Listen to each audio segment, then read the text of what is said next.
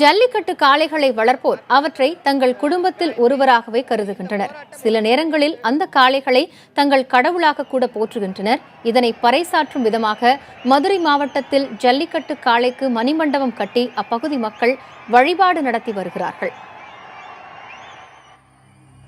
மதுரை மாவட்டம் பொந்தகம்பட்டி கிராமத்தில் உள்ள முத்தாரம்மன் கோவில் அறங்காவலர் சார்பாக ஜல்லிக்கட்டு காளை ஒன்றை வளர்த்து வந்துள்ளனர்.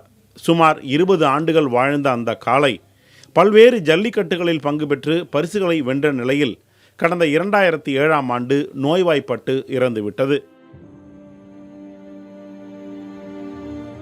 தங்களது உறவு ஒன்று தங்களை விட்டு பிரிந்தது போல துயருற்ற அந்த கிராம மக்கள் முத்தாரம்மன் கோவில் வளாகத்திலேயே அந்த காளையின் உடலை புதைத்தனர்.